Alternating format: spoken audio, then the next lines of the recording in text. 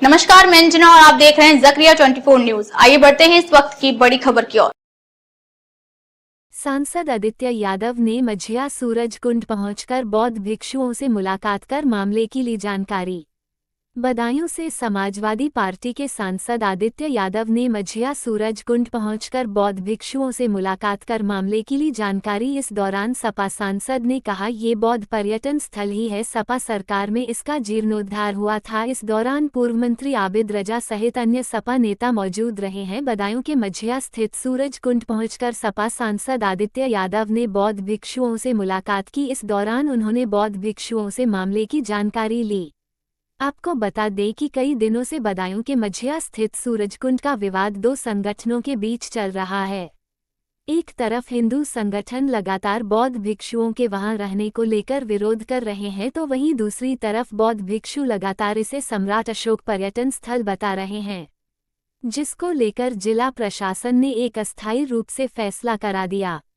उस फैसले के बाद से लगातार बौद्ध भिक्षु वहीं पर रह रहे हैं। सांसद आदित्य यादव ने मीडिया से वार्ता करते हुए कहा कि यह बौद्ध पर्यटन स्थल ही है।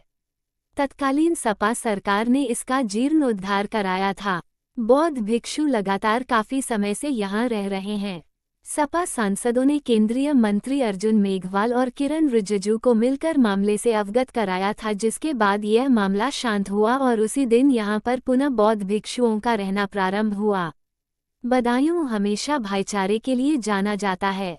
मामले में राजनीति नहीं होनी चाहिए। वहीं समाजवादी पार्टी के राष्ट्रीय सचिव व पूर्व मंत्री आबिद रजा ने भाजपा पर तीखा हमला बोलते हुए कहा कि हिंदू मुस्लिमों को आपस में लड़ाकर राजनीति करने वाले लोग अब हिंदुओं से हिंदुओं को ही लड़ाकर राजनीति करना चाहते हैं। बौद्ध भिक्षु काफी समय से यहाँ रह रहे हैं। ये लोग आरएसएस प्रमुख मोहन भागवत के उस बयान को भी नहीं मानते हैं जिसमें उन्होंने कहा था कि देश में हर किसी को अपने तरीके से पूजा करने का अधिकार है। कि काफी समय से ये स्थल यहाँ पे रहा है, सम्राट अशोक जो पर्यटन स्थल है ये काफी समय से रहा है, और इसका प्रमाण ये देता है कि जब आदरणीय धर्मेंद्र यादव जी सांसद भी रहे उस समय पे एक बड़ी धनराशि के रूप में यहाँ के सौंदर्यीकरण के लिए पैसा भी दिया गया सरकार की तरफ से। तो वो अपने आप में प्रमाण करता है कि लोगों को यहाँ पे काफी समय से ये लोग यहाँ पे थे। तो यही सारी चीजें हम लोगों ने उनके संज्ञान में दी। हमें खुशी है इस बात की कि दल के मुद्दों से ऊपर उठ के सरकार ने और दोनों ही मंत्री जी ने इसका संज्ञान लिया, और मेरा मानना है कि उसी के तत्काल बाद उन लोगों ने बात करी और ये मामला तुरंत खत्म हुआ और वापस भिक्षुओं को, सभी लोगों को यहाँ पे स्थापित किया गया है। अब मिलने के बाद जो समझ में आता है, शांतिपूर्ण तरीके से ये लोग यहाँ पर आ गए। हम लोगों का प्रयास यही कि शांतिपूर्ण तरीके का सौहार्द बना रहे। बदायूं के अंदर भाईचारे के नाम से बदायूं हमेशा जाना गया है, इसका इतिहास भाईचारे का रहा है। वही इतिहास को आगे भी हम लोग भविष्य में ले जाना चाहते हैं। इतनी सी हम लोगों की यहाँ पे मांग थी, और उन लोगों से मिलने का ये था कि एक जनप्रतिनिधि के तौर पे कोई समस्या या कोई बात उनकी ऐसी तो नहीं जो वो चाहते हो कि जो शीर्ष नेतृत्व है या सरकार है या अधिकारी हैं, उच्चतम अधिकारी हैं, उन तक कोई बात जो उनकी ना पहुंच पा रही हो, तो उसी को जानने के लिए हम सभी लोग यहाँ पर आज मौजूद थे।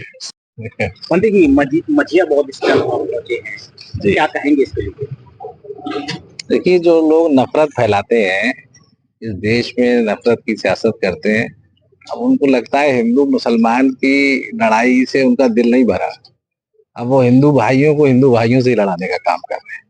तो बहुत गलत है, और ये लोग बहुत पहले से यहाँ रह रहे हैं, इनका हक बनता है।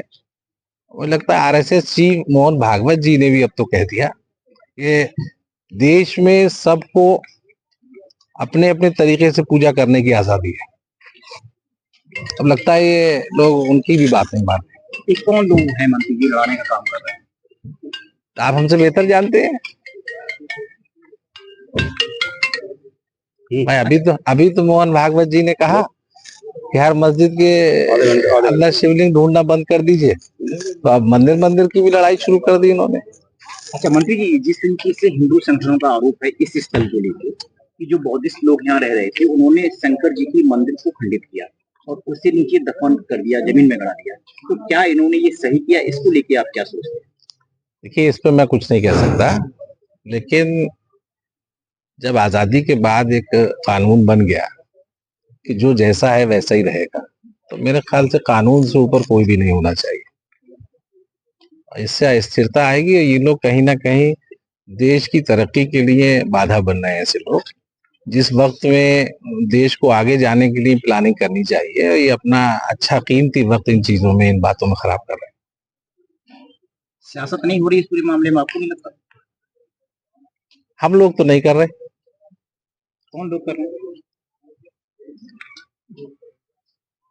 अब जो लोग कर रहे हैं वो उनका आप देख रहे हैं कि जो लोग साधु संत हैं, अब कोई तरीका दबाव में ही कहीं ना कहीं प्रशासन ने 5 लाख का मुचलका भर के उन्हें छोड़ा। इससे ज्यादा खराब हालात और क्या हो सकते हैं बधाइयों के। एक जनप्रतिनिधि का भी नाम ले रहे थे, मैं कहना नहीं चाहता। खबरों में अब तक के लिए बस इतना ही। फिर होगी आपसे मुलाकात एक ऐसी ही बड़ी खबर के साथ। तब तक के लिए नमस्कार और देखते रहिए ज़करिया 24 न्यूज। अगर आपको वीडियो पसंद आई हो तो लाइक करें व शेयर करें। ऐसे लेटेस्ट अपडेट पाने के लिए बेल आइकन प्रेस करना ना भूलें। अगर आप हमें फेसबुक इंस्टा के माध्यम से देख रहे हैं तो पेज को फॉलो जरूर करें। धन्यवाद।